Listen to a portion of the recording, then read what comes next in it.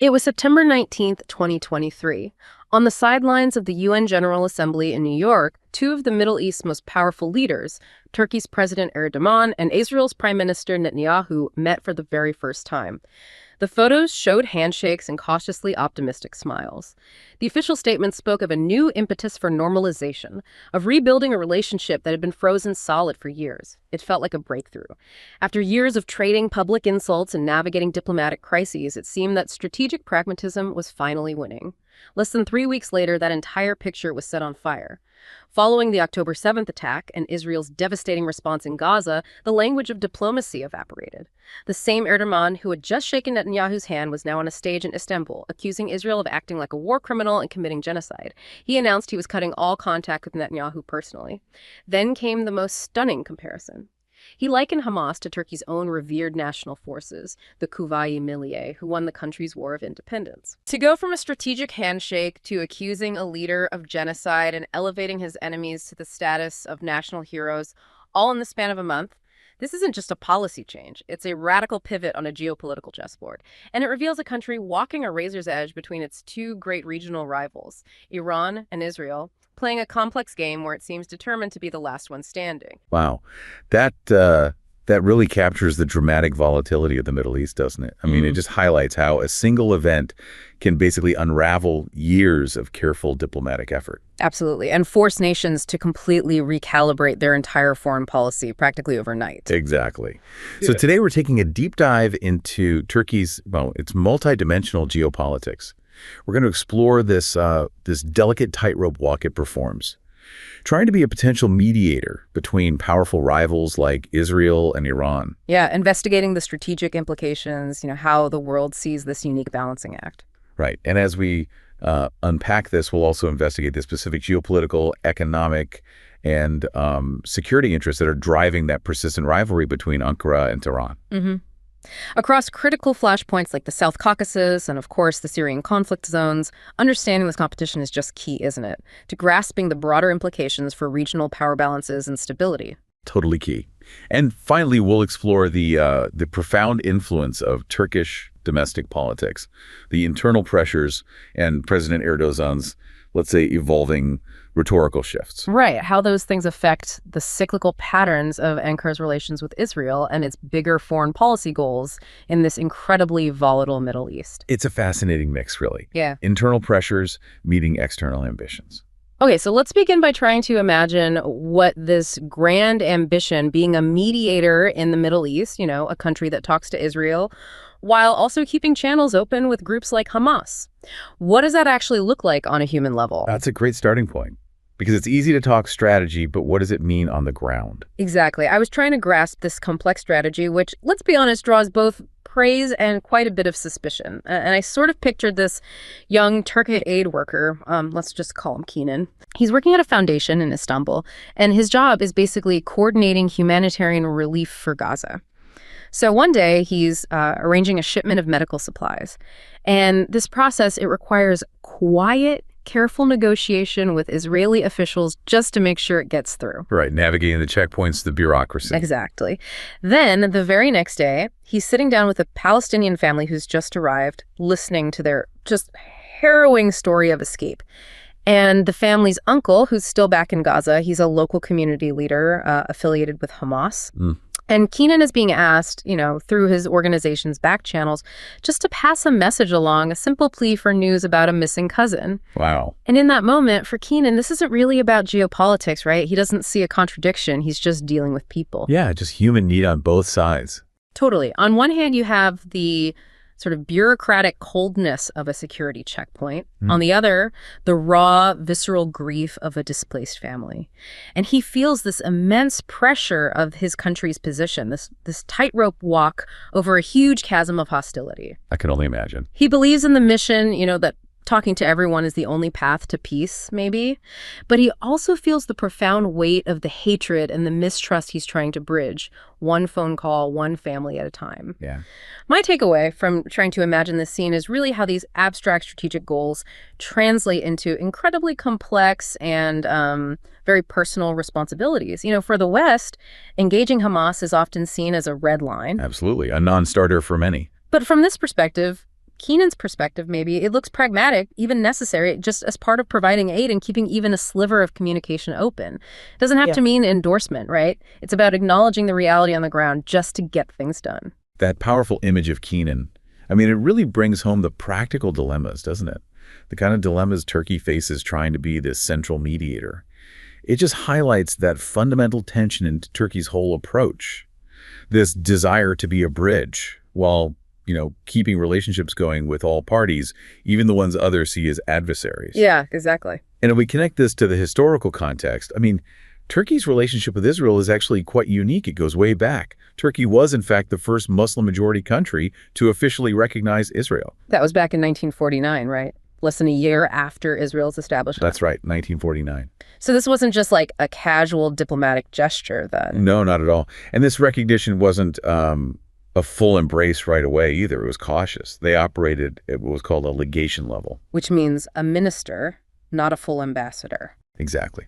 And that cautious approach really reflected Turkey's broader desire at the time to balance its ties, between the newly established state of Israel and the surrounding Arab nations, which were, largely hostile to Israel. It makes sense, trying to navigate that complex neighborhood. Precisely. Yeah. And the deeper insight here, I think, is that this move was actually part of a much broader strategic realignment for Turkey in the post-World War II era.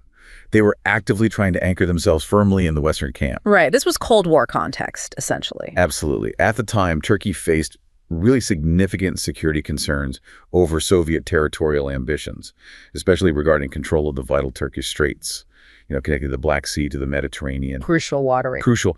And economic considerations also played a huge role. Turkey was seeking access to Western aid, maybe most notably through the Truman Doctrine of 1947. Which provided economic and military assistance to countries threatened by communism. Exactly. So even way back then, you see this powerful blend of geopolitics and pragmatism dictating Turkey's choices. And despite, various ups and downs over the decades since then, what seems remarkable is that the diplomatic relationship between Turkey and Israel has remained, consistently engaged, hasn't it? Spanning areas from trade and military cooperation to intelligence sharing, strategic partnerships. It really has been consistent, despite the headlines sometimes. And a significant moment that really underscored this deep security-driven cooperation was the Pact of the Periphery back in 1958. Ah, yes, the Pact of the Periphery. That was Israeli Prime Minister David Ben-Gurion's idea, wasn't it? To create a bloc of non-Arab states on Israel's borders. That's the one, including Turkey and, interestingly, pre-revolutionary Iran. The idea was to counter the hostile Arab neighbors surrounding Israel. And for Turkey, under Prime Minister Adnan Menderes at the time, what did it mean practically? Well, it meant deep security cooperation. We're talking military intelligence sharing, even covert operations. It was all driven by a shared strategic outlook, basically aligned against common perceived threats in the region. So a clear signal of alignment with the West during the Cold War. Absolutely. Yeah. But this period of relatively strong cooperation did see some shifts. After the 1960 military coup in Turkey, for instance, there was a noticeable move towards a more cautious, maybe less overt approach to Middle Eastern politics generally. Okay, and then didn't the Cyprus crisis also complicate things? It certainly did. A diplomatic recession, you could call it, hit after the 1963 Cyprus crisis.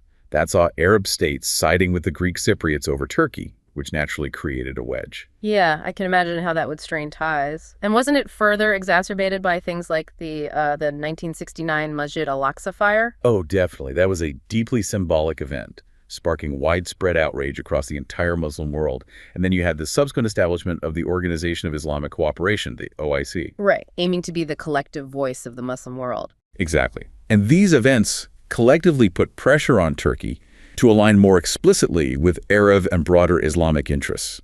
It reflected those shared religious and cultural concerns. So you see the country constantly navigating these competing poles, Western strategic alignment versus solidarity with the Muslim world. A constant balancing act. Always.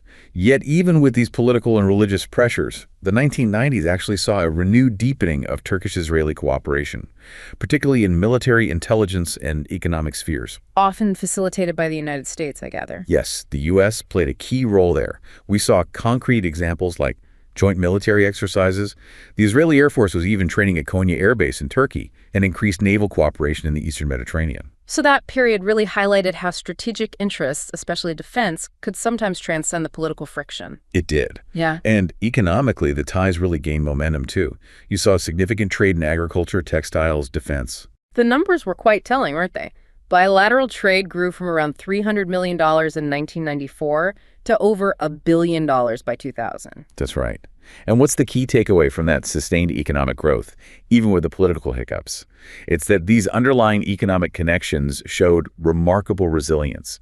They often acted as a kind of stabilizing force, even when political relations got turbulent. Interesting. So the business kept flowing even when the rhetoric got heated. Pretty much. Yeah. And that resilience became even more apparent, maybe paradoxically, with the arrival of the Erdogan era.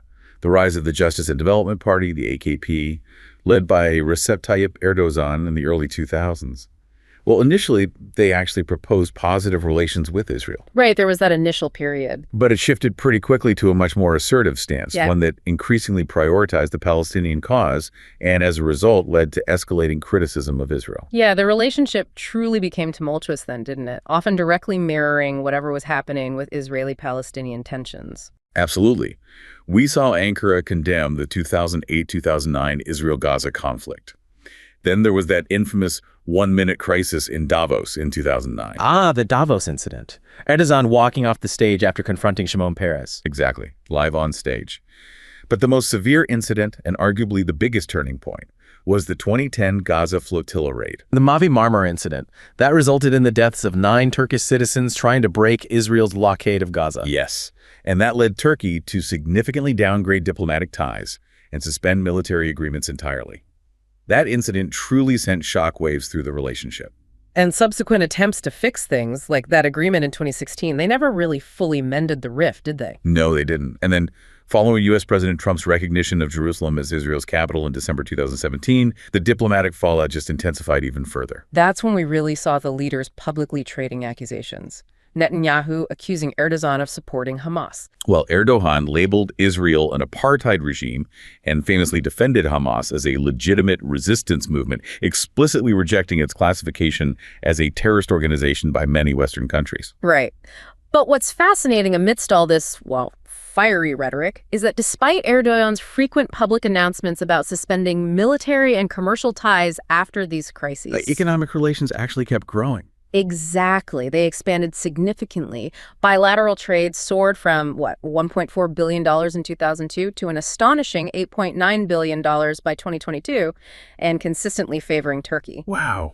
That is remarkable. The key insight here, I think, is the strategic compartmentalization of economic interests. Turkey seems to have this demonstrable ability to let business thrive even amidst the most heated political rhetoric. Effectively separating the economic engine from the ideological statement. Yeah, it's a very pragmatic approach, maybe one that few other nations manage quite so consistently. It truly is. And this strategic compartmentalization actually allowed for a period of rapprochement later on, leading to full diplomatic ties being restored in 2022, including appointing ambassadors again. Right, and that was partly driven by Turkey's own economic crisis at the time, wasn't it? They needed investment, trade partners. Definitely. That was a major factor. But it was also part of a broader strategic rapprochement Turkey was pursuing with countries across the Middle East and North Africa. And, it also aligned with a shared, though often unspoken, strategic interest with Israel in countering Iran's growing regional influence. So this pragmatic restoration of ties happened, things seemed calmer, but then came the post-October 7th shift, which you described earlier as a kind of calculated indignation. Yes. Initially, Erdogan adopted a surprisingly restrained stance right after the attacks. He called for restraint from both Israelis and Palestinians. I remember that initial caution. But that restraint just evaporated very quickly. Within days, his rhetoric escalated dramatically. Condemnations of Israel's actions in Gaza as genocide and war crimes.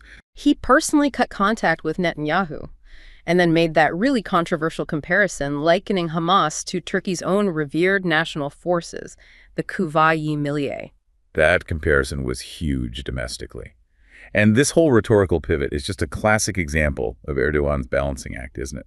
Between pragmatism and ideological alignment, especially for domestic consumption. Absolutely. He's actively cultivating this image as a staunch defender of Palestinians, a leader of the Ummah, the international Muslim community, using powerful religious and historical narratives to bolster his support at home and maybe in the region. Yet, despite the fiery speeches, the actual policy on the ground remained, well, remarkably controlled.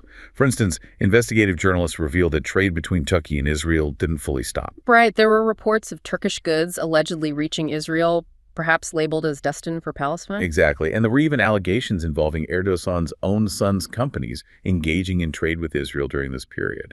It's a really remarkable dichotomy, isn't it?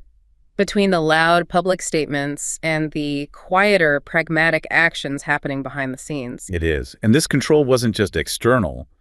The Turkish government also very carefully managed the domestic protests against Israel. Yeah, they allowed them, but under strict oversight. Right, allowed them to manage public anger, maybe prevent broader unrest against the government itself, but protesters acting independently outside those controlled demonstrations were sometimes arrested. Which tells you a lot about the strategic intent behind the permitted protests, more like a pressure valve than a catalyst for uncontrolled dissent. Precisely. And then Ankara's support for South Africa's genocide case against Israel in the International Court of Justice, the ICJ, that further strained relations on the diplomatic front, obviously. So while Erdogan projects Turkey as this regional power capable of intervention, maybe citing past actions in places like Libya or Nagorno-Karabakh, that ambition is always tempered by Turkey's persistent economic and political constraints. The key insight here, I think, is that a full-scale regional war, especially one involving Iran and its proxies, could severely impact Turkey's fragile economy. And that's something Erdogan simply cannot afford. It's that constant tightrope walk we keep coming back to. Exactly. Even with the heated rhetoric, those economic ties, particularly in energy, textiles, technology, they weren't completely severed. For instance, the crucial transit of Azerbaijani oil through Turkey to Israel continued unaffected. Interesting. And it's not just Turkey feeling the strain, right? Israel also faces its own economic pressures from the ongoing conflict. Absolutely. Right. Which probably contributes to both governments' hesitation to take more direct, economically damaging actions, despite all the public outrage and rhetoric. So ultimately, the future of this really complex interplay of ideology, pragmatism, geopolitics, it depends heavily on external factors, doesn't it? Like upcoming U.S. elections, potential shifts in Washington's foreign policy. Oh, absolutely. Those could directly impact Ankara's calculations and its room for maneuver. Okay, now let's pivot a bit. Let's talk about Turkey's other major regional rival, Iran. Right. And to really grasp the essence of this complex geopolitical competition, I was drawn to a short documentary I saw online recently. It wasn't about leaders or armies, the usual stuff. It was about a small Turkmen village in northern Syria. Okay. And it made me think about this woman, let's call her Aisha. She's now a refugee living in the Turkish city of Kilis, right near the border. Okay, Ayesha in Kili. Yeah. She told the interviewer, basically, she doesn't see the world in terms of grand strategies or geopolitics. She sees it in terms of the flags that brought fear to her home. Wow. Powerful way to put it. Isn't it?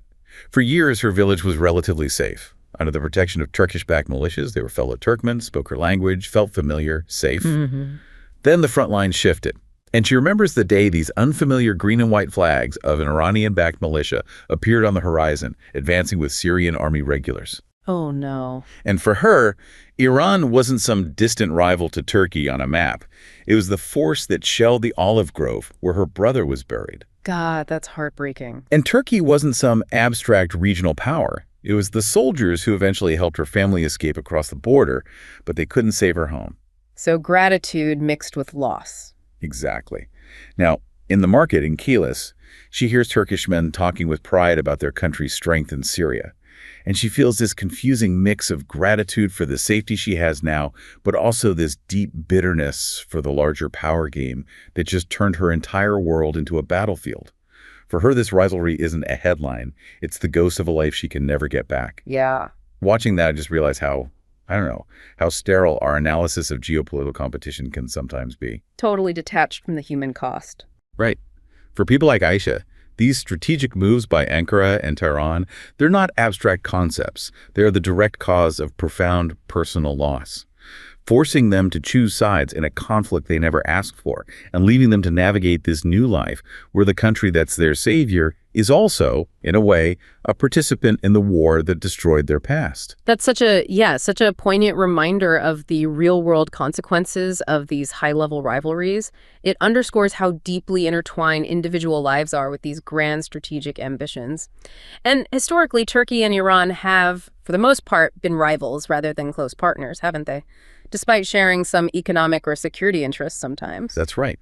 They possess fundamentally different political identities, different ideologies. And that's always been a deep source of tension. Iran's 1979 Islamic Revolution, for example, with its theocratic principles. That was seen as a direct ideological and even existential threat to Turkey's fiercely secular, military-dominated establishment at the time. Absolutely. That ideological gulf is just a persistent feature of their relationship. And while economic ties between them did expand, particularly after the AKP came to power in 2002, those deep ideological and strategic differences always persisted, right? They limited any kind of full rapprochement. they really did. And then came the Arab Spring in the early 2010s, which just intensified this rivalry. Iran viewed it as an Islamic awakening, hoping to expand its influence through its revolutionary Islamist model. While Turkey saw opportunities to enhance its regional standing by promoting its own model parliamentary democracy, moderate Islam. Right. Two competing models for the region. And it's important to note the differing perceptions of their influence back then. Iran's popularity in the Arab world actually declined significantly during that period, according to polls like the James Zogby poll in 2011. While Turkey's image improved, at least initially, but then Erdogan's handling of the 2013 Gezi Park protests. Right, the harsh response there. That tarnished his image, didn't it? And raised uncomfortable questions about a double standard on democracy, especially for people watching in places like Egypt who'd seen similar crackdowns. It kind of highlighted the limits of Turkey's soft power model. It did.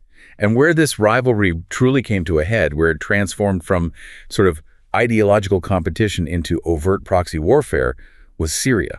Yeah, Syria became the main arena. Differences over the Syrian civil war became the primary source of strain between Ankara and Tehran. Turkey strongly supported the Syrian opposition, seeing a chance to unseat Bashar al-Assad and replace his regime with one more aligned with Ankara's vision. Meanwhile, Iran staunchly backed the Assad regime. And for Iran, Assad's regime isn't just an ally, it's a linchpin, isn't it? It's been Iran's closest ally since '79. They share deep geopolitical interests, opposing Saddam Hussein historically, more recently resisting Israeli and U.S. influence in the Levant. And crucially, Syria serves as that vital conduit for weapons and funds to Hezbollah in Lebanon. Hezbollah being a key element of Iran's axis of resistance. So, from Tehran's perspective, Assad's fall would be a major strategic blow. It could potentially increase Turkey's influence in the Levant and directly endanger Iran's crucial ties with Hezbollah. And they also feared Assad's overthrow could maybe exacerbate internal instability within Iran itself, given Iran's own complex ethnic and sectarian makeup. That was definitely a concern too. So it's clear why Iran would fight so tenaciously to preserve the Assad regime.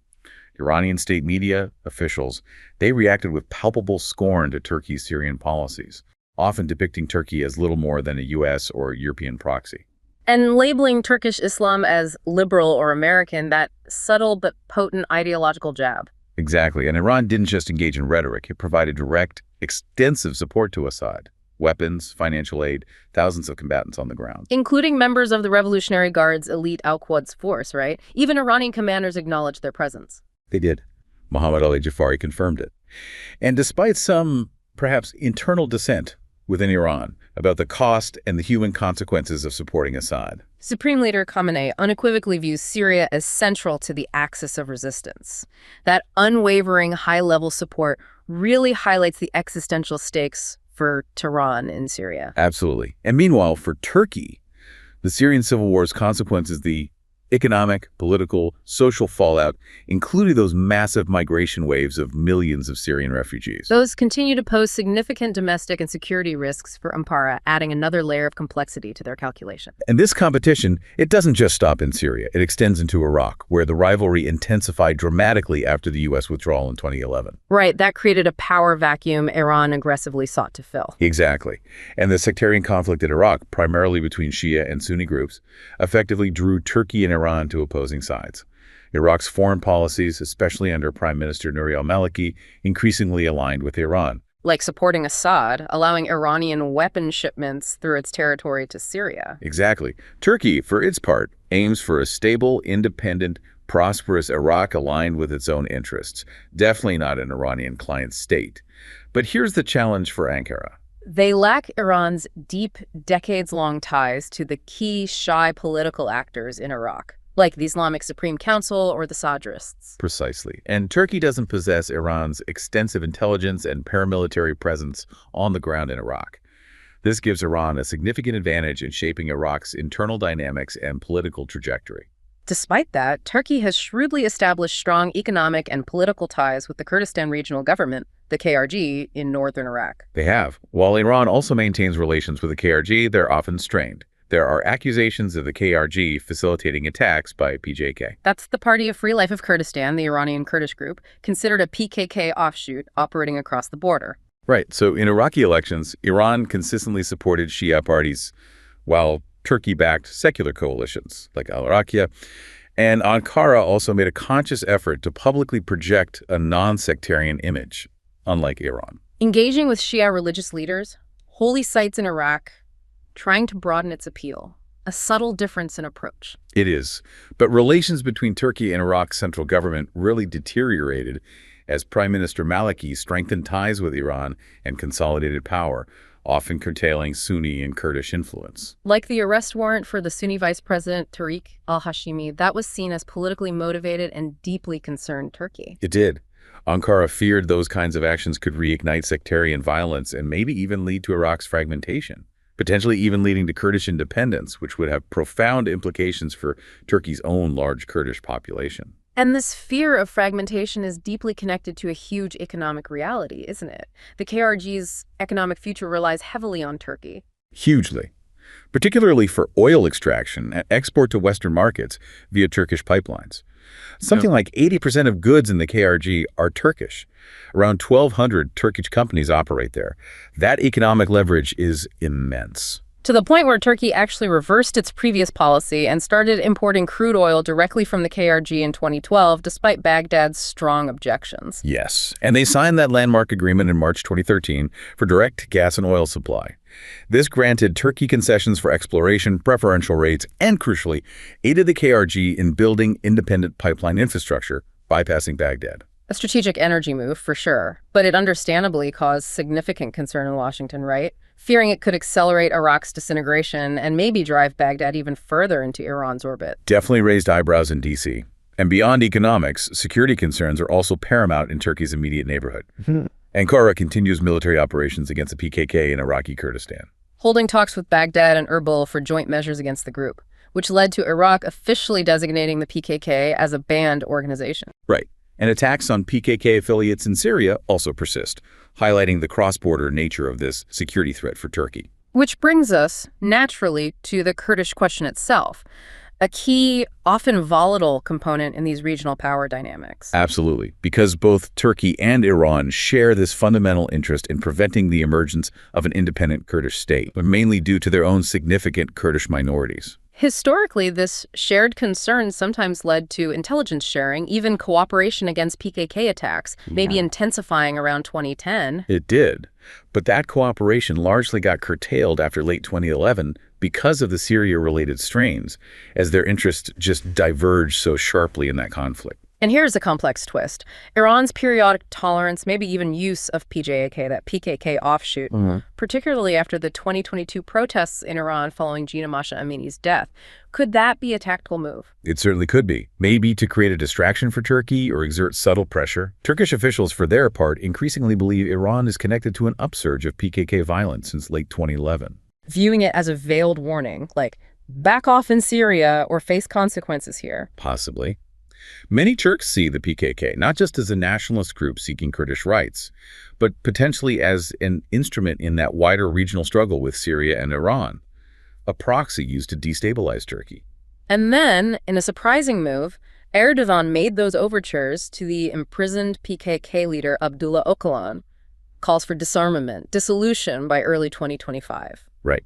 That initiative seems aimed at securing Kurdish voter support for a potential fourth presidential term for Erdogan and maybe fundamentally shifting Ankara's focus to broader regional priorities, like competing with Iran by reducing internal friction. So if the PKK were to genuinely disband, tensions would decrease significantly in southeastern Turkey. That would be a massive domestic achievement for him. Huge. But the Turkish state would then need to substantively address those long-standing Kurdish political and cultural demands, which is a significant undertaking in itself. Meanwhile, Iran probably has a vested interest in the PKK insurgency persisting, doesn't it?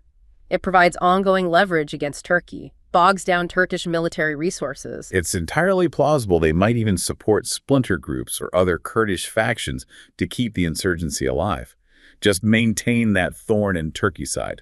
Okay, and the competition between Turkey and Iran extends even further, doesn't it, into what Turkey calls the Turkic world. Yes, this idea is gaining increasing importance in Turkish foreign policy.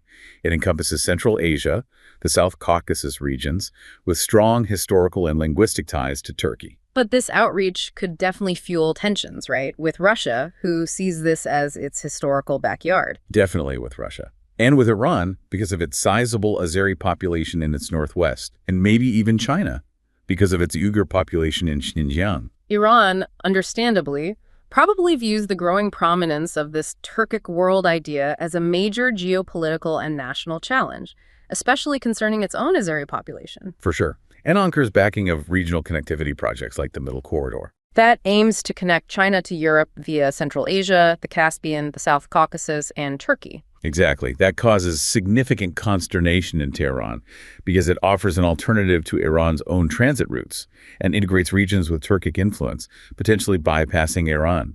And the 2020 Nagorno-Karabakh war further cooled Turkish-Iranian relations, didn't it?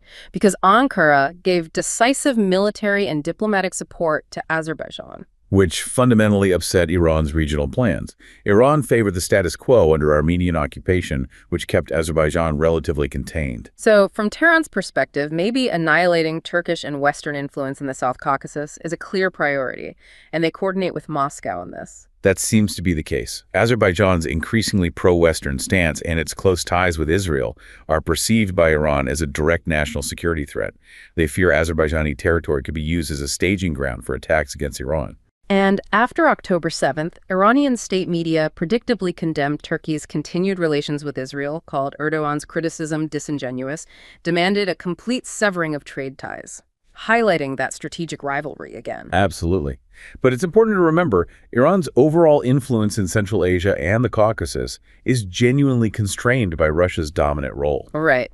Azerbaijan, Kazakhstan, Kyrgyzstan, Turkmenistan, they're all Turkic-speaking nations with stronger cultural and historical ties to Turkey than to Iran. Plus, Iran's brand of revolutionary Islam is largely anathema to the secular post-Soviet rulers in the region, like Aliyev in Azerbaijan or Karimov in Uzbekistan historically. They fear it inciting internal religious dissent, which has led to tense Iran-Azerbaijan relations specifically, disputes over Caspian Sea energy resources, territorial claims that Iranian naval buildup, countered by Azerbaijan getting patrol boats from Turkey and the U.S., and in a move that really shows strategic priorities trumping religious ties, Iran has even backed Christian Armenia against Shia Azerbaijan in the Nagorno-Karabakh dispute.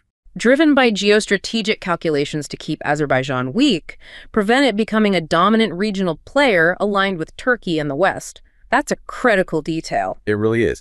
And Azerbaijan's increasing defense and intelligence ties with Israel, like that $1.6 billion arms deal in 2012, are a particular source of Iranian animosity. Iran accuses Azerbaijan of being a Trojan horse for Israeli influence right on its border. But despite Turkey's cultural advantages in Central Asia, its efforts to expand influence have faced hurdles, haven't they? From autocratic rulers not keen on democratic reform. And, most significantly, from stronger, more durable Russian influence. Rooted in historical ties, trade, established energy routes, Russia's grip is tight. For example, Ankara's 2008-2009 initiative to normalize relations with Armenia collapsed largely due to strong pressure from Azerbaijan. Right. Azerbaijan linked normalization to a settlement of the Nagorno-Karabakh conflict, which only led to increased Armenian mistrust of Turkey's intentions. So consequently, Turkey strengthened ties with Azerbaijan instead, signed a strategic partnership in 2010, increased energy cooperation, like Azerbaijani gas transit to Europe. And joint military exercises increased in frequency and scope, seen as a direct counterweight to Russian-Armenian military ties. But it's crucial to understand the primary obstacle to Turkey's influence in Central Asia and the Caucasus isn't really Iran. It's Russia, whose influence far surpasses both.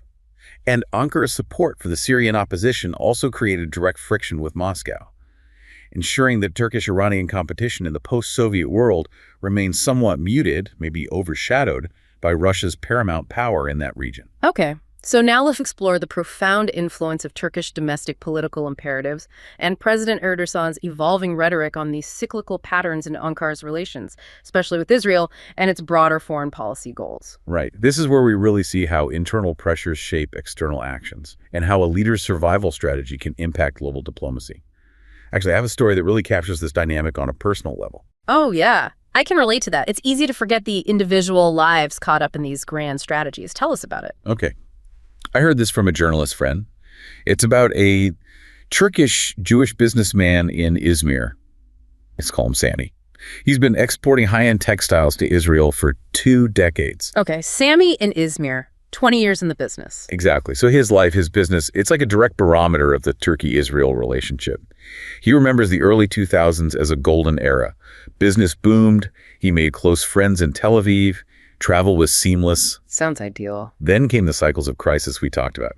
He described the feeling of watching President Erdogan give one of those fiery speeches on TV, condemning Israel after a flare-up in Gaza. Yeah. The very next morning, his phone would ring. His Israeli partners, friends even, would be hesitant, asking if it was safe to place a large order. Uncertainty creeping in. Totally. Or a Turkish customs agent, suddenly feeling intensely patriotic, would hold up a shipment for a random inspection for a week. Bureaucratic hassles tied to politics. Right. Sami said he felt like he was constantly apologizing for things he had absolutely no control over, trying to reassure both sides that, hey, business is just business, while feeling the ground shifting beneath him. Must have been incredibly stressful. He said it was like being a small boat tossed on the waves created by the wake of this massive political ship, completely at the mercy of the captain's changing moods and direction. Wow, what an image. Isn't it? And this story really drives home how domestic politics and a leader's rhetoric, they aren't just for internal consumption, are they? For someone like Sami, those words have immediate, tangible economic consequences. Yeah, it's a stark illustration of how Erdogan's shifting stances, often aimed squarely at his base at home, create real instability and uncertainty for the very people and businesses that form the actual foundation of the relationship between the two nations. Exactly. It complicates the narrative, doesn't it? Yeah. Shows that even during the loudest political shouting matches, there are people like Sami quietly trying to keep the lines of connection open. That's a perfect encapsulation, yeah.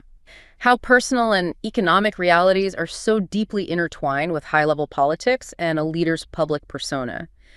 Now, since coming to power back in 2002, Erdogan's foreign policy has consistently sought to make Turkey a truly global player, hasn't it? It really has. He initially pursued that zero problems with neighbors approach, aiming for broad regional stability, and adopted that multidimensional geopolitics designed carefully to avoid endangering national security. But the key insight seems to be his consistent drive for Turkey to have greater autonomy, greater status on the world stage. Absolutely. And despite all the profound geopolitical changes affecting relations with Iran and Israel, Turkey, under Erdogan, consistently handles them separately. His priority in the Iran-Israel confrontation always seems to be reducing tension, calling for ceasefire, de-escalation. And he's stepped up dialogue with Hamas, sought a more active role in negotiations. Clearly to strengthen Turkey's position, demonstrate its centrality in the Middle East as a necessary interlocutor, someone you have to talk to. And this overall framework of Turkey's foreign policy, this relentless quest for autonomy and elevated international status, that's expected to continue, regardless of any short-term shifts. And this quest for autonomy and status, it seems deeply rooted in domestic imperatives, doesn't it? Particularly Erdogan's primary motivation, his own political survival. It seems very much driven by that. You see it exemplified by his ongoing efforts to secure Kurdish voter support for a potential 4th presidential term after 2028, which would require a constitutional change. It's a long-term play, but absolutely crucial for his continued hold on power. So his initiative for peace talks with the PKK, the Kurdistan Workers' Party, that's closely linked to securing the support of the pro-Kurdish party for those constitutional amendments he needs. And here's a crucial geopolitical link. This entire peace process requires a stable Syria, doesn't it? Because talks between Syrian Kurds groups like the SDF, which have links to the PKK and the Assad regime in Damascus, are absolutely crucial for the long-term success of any PKK peace deal and for broader regional stability involving Kurds. That Syrian connection is key. Another significant domestic pressure that directly guides foreign policy is the imperative to repatriate millions of Syrian refugees. Which is a major concern for his domestic audience, especially with elections always on the horizon. And addressing that also demands a stable Syria, one that's safe enough for people to return to. These internal pressures create direct foreign policy objectives. And then there are just the acute economic pressures. Turkey's domestic woes the plummeting currency. That staggering 65% inflation rate in December 2023, they increasingly guide its foreign policy decisions. Which is why we've seen that noticeable rapprochement with the Gulf states, driven by a desperate need for foreign capital investment to stabilize the economy. Exactly. Economic necessity can often trump ideological differences, or at least force a temporary truce. And that fiery rhetoric against Israel, like labeling it a terrorist state, that seems explicitly designed to appeal to his domestic political base, particularly the religiously conservative voters, and to project that image as a leader of the Ummah, the international Muslim community. And the key insight here is that significant disconnect between these inflammatory speeches, mostly for internal consumption, and the relatively controlled foreign policy actions we discussed earlier, where economic and strategic interests often seem to take precedence. It's all part of what some analysts call his neo-Ottoman vision.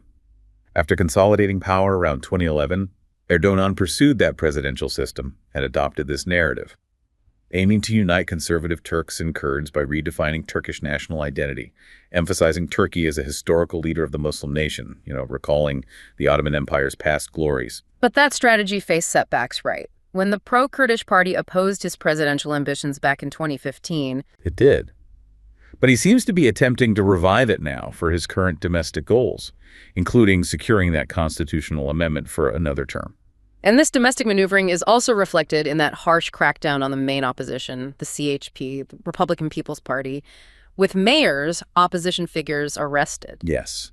And interestingly, the government now often uses corruption charges instead of terrorism charges, perhaps to avoid undermining the ongoing PKK peace talks, showing a strategic shift in their legal tactics. Some have compared it to Putin's playbook for sidelining political opponents. The comparison has been made. And this drive seems emboldened by a perceived lack of meaningful international pushback, perhaps especially during the Trump administration. And there's a significant institutional shift worth noting, too, isn't there? Under Foreign Minister Hakan Fidan, who's seen as a highly trusted figure to Erdogan. The Ministry of Foreign Affairs is expected to play a more pronounced role in shaping foreign policy. It suggests increased institutional importance, maybe enhanced diplomatic professionalism, moving beyond more ad hoc decisions, perhaps. And Fidan himself has publicly emphasized that the economic component of foreign policy will receive specific attention. Right, indicating a more strategically focused approach to leveraging economic ties for national gain. Okay, now looking at the broader regional realignments, shifting alliances. Prior to October 7th, Turkey's policy towards the Gulf, the wider Middle East, and Israel, it was defined by a clear trend of normalization and de-escalation, wasn't it? It really was, driven primarily by Turkey's acute economic needs, yes, but also by a reduced U.S. security footprint in the region and a general stalemate in many regional conflicts, which kind of created an opening for diplomacy. And economic cooperation became a defining feature of that period. Turkey securing significant investment deals from Gulf states like that $50.7 billion with Abu Dhabi, lucrative drone sales to Saudi Arabia. Exactly. And tensions notably eased in various conflict zones like Libya, the Eastern Mediterranean, Syria, even with traditional regional rivals like Egypt, the UAE, and Greece. It truly seemed like a new era of regional calm might be dawning, driven largely by economic pragmatism.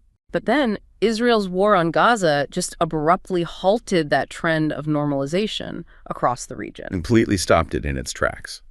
Saudi Arabia, for instance, has now publicly conditioned any normalization with Israel on tangible progress towards Palestinian statehood. And the thaw between Ankara and Tel Aviv, their emerging cooperation in areas like the Eastern Med or the South Caucasus, that largely became obsolete overnight, didn't it? The strategic landscape just completely shifted. It did. Ankara quickly refocused on regional diplomacy. seeking to internationalize the conflict, advocating for deeper involvement from non-Western powers, international institutions. Foreign Minister Fidan proposed that multi-party guarantor system for a settlement in Gaza, aiming to bring in diverse international actors. Right. And crucially, Turkey supported the key Arab states' efforts, Qatar, Egypt, to some extent Saudi Arabia, which actually reinforced its normalization with the Gulf states. It marks a significant departure from the Arab Spring-era dynamics of trying to play to the Arab Street. This was much more state-to-state diplomacy. Interestingly, the war also temporarily eased frictions with Iran. Because that Turkish-Azerbaijani-Israeli cooperation in the South Caucasus, a big concern for Tehran, was effectively rendered obsolete by the Gaza conflict. That's right. We actually saw an increase in official visits between Ankara and Tehran, reflecting this temporary tactical alignment of interests amidst the crisis. So if we connect this to the bigger picture of Turkey-Russia-West dynamics, Ankara continues its incredibly complex geopolitical balancing act. It really does. Future defense cooperation with Moscow, particularly on sophisticated weapon systems, seems unlikely now, given the past tensions over the S-400 missile systems purchase. Which led to Turkey being removed from the U.S. F-35 fighter jet program, a costly lesson. A very costly lesson for Turkey regarding the limits of its strategic autonomy from NATO. So while geopolitical cooperation with Russia will be maintained in certain areas, its intensity in conflict zones like Syria and Libya might decline as those conflicts maybe lose some momentum. It's also important to note that Turkey's first nuclear plant, Akuyu, is being built by Russia's Rosatom. That inherently increases Turkey's energy dependence on Moscow. It does. But despite that, future cooperation in other sensitive strategic areas like nuclear power is probably likely to be limited, precisely because of concerns about over-reliance on Russia.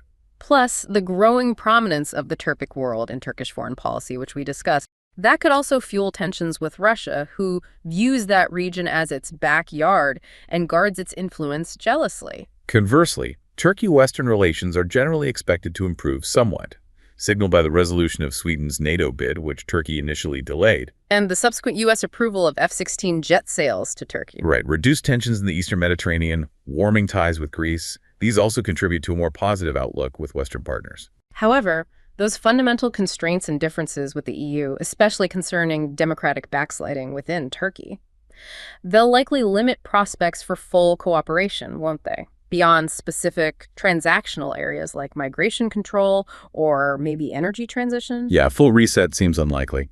Finally, Iran's nuclear program. That remains a significant concern for Ankara, particularly for the Turkish military. Due to fears of a regional nuclear arms race, that could pressure Turkey to develop its own nuclear capabilities. Exactly.